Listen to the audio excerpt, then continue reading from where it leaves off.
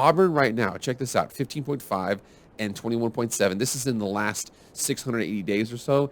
They have paid, on average, in the last almost 2 years, $50,000 a day just to have Gus Malzahn and Brian Harsin not coach for them.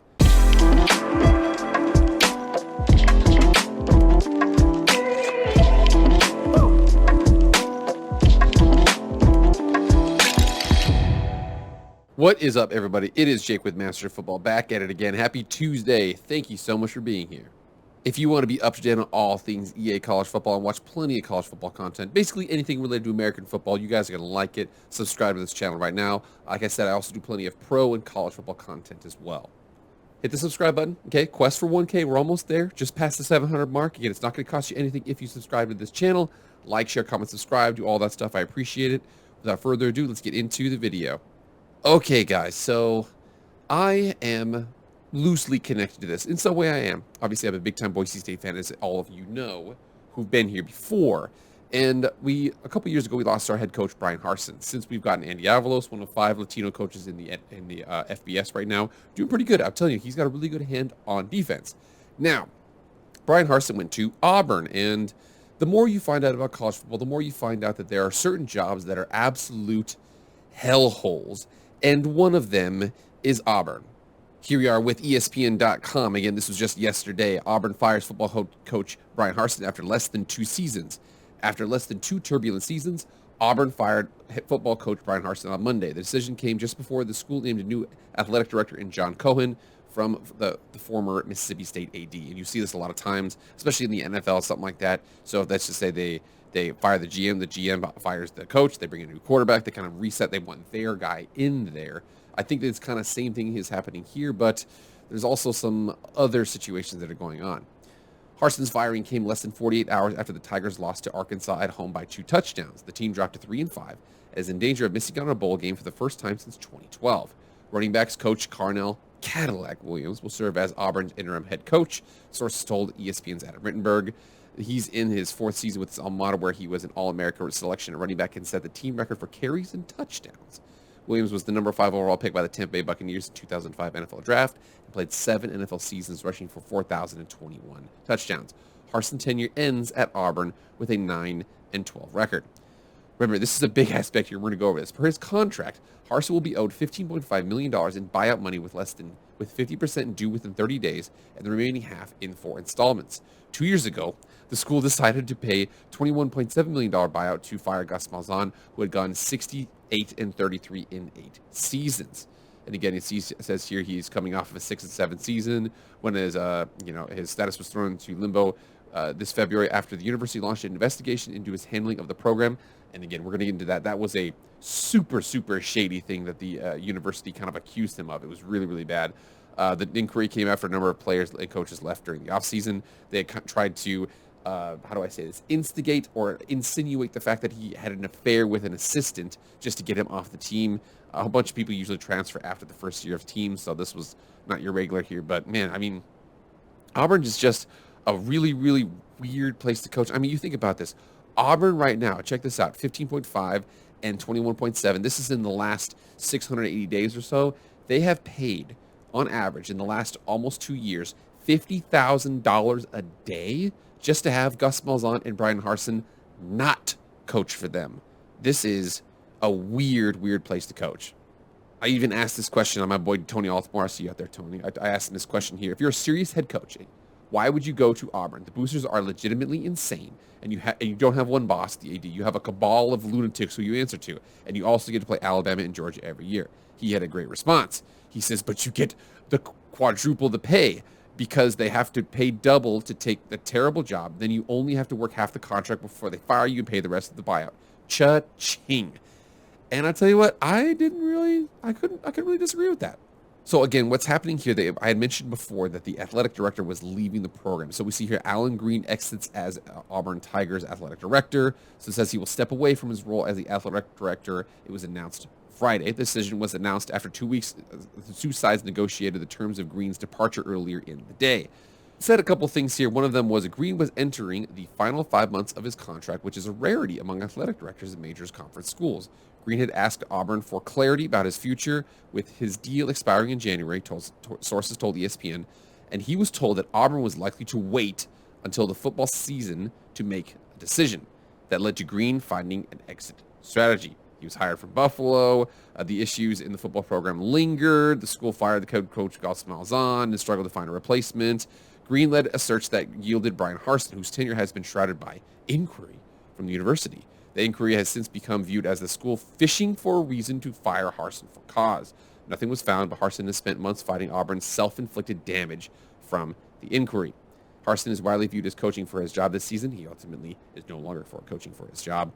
And it was widely viewed unlikely that Green would be unlikely to be the athletic director to determine his fate. So we see the fact that, again, I don't know, this is speculation here, but what I'm betting that is the athletic director ran into the same problems that Brian Harsin is running into, where the boosters kind of run the roost, not the athletic director, not the president. They are in charge, and they are bananas. A lot of this started because a couple years ago when they were hiring Brian Harsin, they were talking about which coach they wanted to bring on, and a lot of them wanted to bring on interim defensive coordinators. Come down here and check this out. 2020 Auburn interim defensive coordinator / head coach was Kevin Steele, who's currently at Miami. And again, he's a defensive coordinator. He's a tough guy. He's about 64 years old. He's a grizzled kind of guy. But he's over there at Miami right now. And if we're thinking about this, would you rather be defensive coordinator at Miami, who's recruiting very well, and you don't have to play in the SEC, or Auburn, where your coaches are or your AD is kind of like a figurehead? We're not even sure if he's really in charge. At any moment, if you don't win a national championship, you're probably going to get fired within 2 or 3 years. And there's no patience, and basically you're just going to be buyout. So if Kevin Steele wants a retirement package, I actually think it might be a good idea here. 64, he's a little close potentially to the end of him being a coach. But if he's serious, I can't imagine Kevin Steele wanting to leave Miami for Auburn. It makes no sense at all. And again, we mentioned here John Cohen to be named the Auburn athletic director after resigning from Mississippi State. So then he's coming over here, and it says that actually, as a matter of fact, the ironic thing here is in an odd twist of scheduling timing, Auburn football 3-5, 1-4 in the SEC takes on Mississippi State 5-3, 2-3 in the SEC in Starkville this weekend. So Cohen comes in, and I'm telling you, Cohen he's going to have some administrative things to do, but the big thing he's got to do is keep these crazy boosters in check. This was 3 months ago from Saturday Down South. This is a really cool article to kind of go through here. So we got Matt Hayes. He says, Brian Harsin versus Auburn's boosters is the hottest rivalry in college football. So it comes down here and checks a couple things out where it says, there was an inquiry. It was uncomfortable. Harsin began. His jaw set and his back bowed. It was unfounded, and it presented an opportunity for people to personally attack me and my family and our program, and it didn't work. And he really wasn't a big fan of that. So this one says here that it's just, they want Brian Harsin to be upset. It says, rage Brian Harsin, raged against the dying of the light, raged against the worst job in college football. Away from the stage, when I reminded Harsin of the classic Dylan Thomas poem from the 1940s, don't go gentle into the good night, there was confident, purposeful smile. That will be the last time I talk about that. If you want any more information about it, just go Google it. I'll save you the search and provide some reality. Harsin was hired at Auburn last year for this very reason, because he has the backbone, the fortitude, and unwavering personality that screams we're doing this my way, not the way those lunatic fat cat boosters who do everything in their power to soil the loveliest village on the plain in the name of winning football. This was the plan all along. Hire an outsider as the athletic director, Alan Green, in 2018, and have him begin the process of decoupling from those with too much money and too much influence. 3 football seasons later, Green got his chance when Auburn coach Gus Malzahn, who beat Alabama coach Nick Saban 3 times, decided enough was enough and time to part ways. Green then tried to hire, in no uncertain order, Louisiana head coach Billy Napier, now of Florida, Shane Beamer, who chose South Carolina, and Clemson defensive coordinator Brent Venables down Oklahoma, and struck out because all 3 were concerned with Auburn's alignment between those inside the football building and those outside of it. See Board of Trustees and boosters. I'm telling you, that one right there is the big one there. They're just crazy. So Green went farther outside the box and found one personality who would not budge when faced with the historic meddling from the Auburn Board of Trustees and boosters. Then a collapse in the second half of Harsin's first season happened, and those same boosters saw their opportunity. It was a difficult argument to fire Harsin after year 1. Assistant coaches and players leave all the time after year 1 because of fit and buy-in, so those with money decided to get dirty, because that's how it works at Auburn. Those with money overshadow a wonderful university and community with the salt of the earth people to satisfy their own greedy needs. Here then came the dirtiest move all in the fight to remove Harsin, a nasty social media campaign that included an alleged affair with a member of the athletic department. Because what a better way to get Harsin than by jumping into the sewer that is social media and allow it to take over. One SEC coach says, brutal, just brutal. We've all heard the stories about that place, but to see it play out like that, just sickening. The inquiry began and the investigation concluded, and there was no real reason to fire Harsin other than a disappointing first season and his refusal to bend to fat cat boosters. Again, this is what you wanted, Auburn. You wanted a strong personality who would stand toe-to-toe with Saban and not blink. More to the point, who wouldn't back down from outside influence. So after Tank Bigsby forgot to get down in bounds in the last 90 seconds of the Iron Bowl, it would have likely sealed the victory over Alabama. We all forget that moment. The fallout begins. And I'm telling you here, a couple people here, Derek Hall, he's my guy. He's been with us from the first day. Nothing will change that. And it says, 4 coaches with winning records, 2 unbeaten seasons, Bowden, Tuberville. 1 coach who beat Alabama 6 times, Tuberville. 1 with a national championship title, Chiswick. And 1 who beat Saban more than any other SEC coach, Malzahn. All fired from the worst job in college football. Anytime we're going backward, talking about the past, we're not moving forward, talking about the future. Harsin said, we've moved on. Rage, Brian Harsin, rage against dying the light.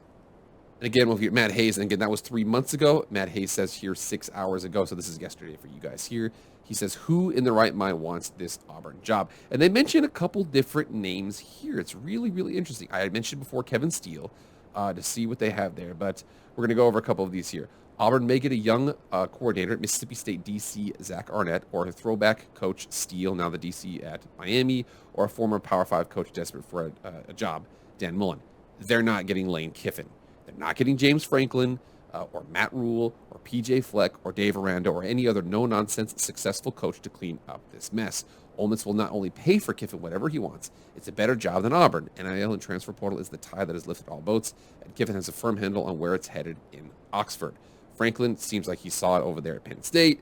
Rule is just had a bad job over there with the Carolina Panthers, and it looks like he's I can't imagine why he would want to come back and do that.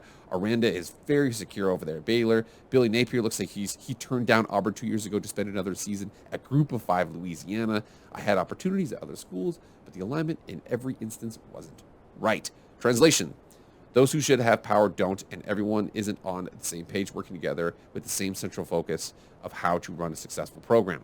So again, they talked about Urban Meyer, they talk about Dan Mullen, they talk about Steele. The best fit for Auburn, and the only fit for Auburn, is Liberty coach Hugh Freeze. Personally, I think Hugh Freeze just signed a big extension. This would be perfect because it would be absolutely amazing because they would pay not only for the buyout of Brian Harsin, they would have to pay for the buyout of Hugh Freeze as well, who just got an extension with Liberty, who's got plenty of money too.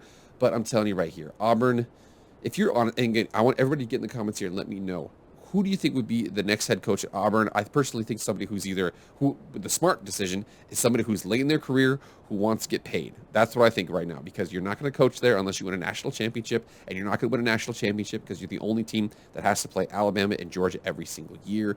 Auburn is the worst job in college football because of those boosters.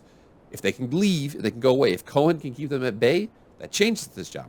But if he can't, then it's just Auburn being Auburn, man, and it's going to be a mediocre to lower end SEC job. All right, guys, that's it for me. Thank you so much for being here. Please like, share, comment, subscribe, do all that stuff. I appreciate it. That's it for me, guys. I'll see you tomorrow. I am out.